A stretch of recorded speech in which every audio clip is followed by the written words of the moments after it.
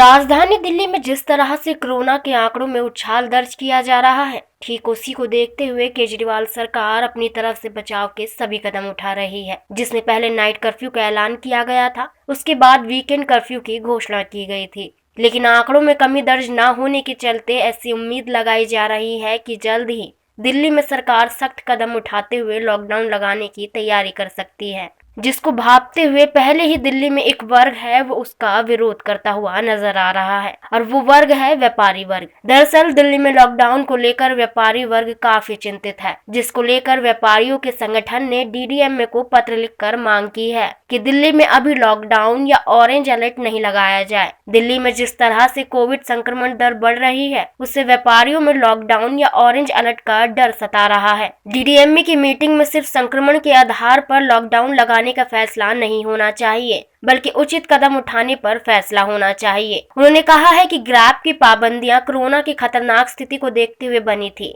मगर ओमिक्रॉन उतना खतरनाक नहीं है। अस्पतालों में बेड भरने और बीमारी के लक्षणों पर भी गौर करने की जरूरत है। बहुत सारे संक्रमित मरीज होम आइसोलेशन में ही ठीक हो रहे हैं। संगठन ने आगे कहा है कि बाजारों पर अतिरिक्त सख्ती की गई तो कारोबारी और कर्मचारियों का आर्थिक नुकसान होगा, वहीं सरकार को भी राजस्व की हानि झेलनी पड़ेगी। लॉकडाउन लग गया तो लेबर भी पलायन करेगी। एक बार मजदूर घर लौट गए तो उनका वापस आना मुश्किल होता है। सभी विषयों पर चर्चा के बाद ही डीडीएम में कोई फैसला ले। गौरतलब है कि पिछले साल में सभी ने जो भी झेला है वो दोबारा झेलना नहीं चाहते हैं। जिस तरह से आर्थिक कमजोरी लोगों के सामने आई थी, लोग मजबूरन दिल्ली छोड़कर जाने पर मजबूर हो गए थे। वो स्थिति दोबारा न देखनी पड़े और काम बंद ना हो, इसके लिए व्यापारी वर्ग केजरीवाल सरकार से गुहार लगा रहा है कि दिल्ली में लॉकडाउन ना लगाया जाए। लेकिन जहां तक सरकार की बात की जाए तो जिस तरह से कोरोना केस बढ़ते जा रहे हैं और लोग काफी हद तक कोरोना को गंभीर ना लेते हुए लापरवाही करते हुए नजर आ रहे हैं, उससे लॉकडाउन लगाने के अलावा सरकार के पास कोई और चारा नहीं बचता है। तमाम और खबरें जानने के लिए हमारे चैनल टुडे न्यूज टाइम को सब्सक्राइब करें। धन्यवाद।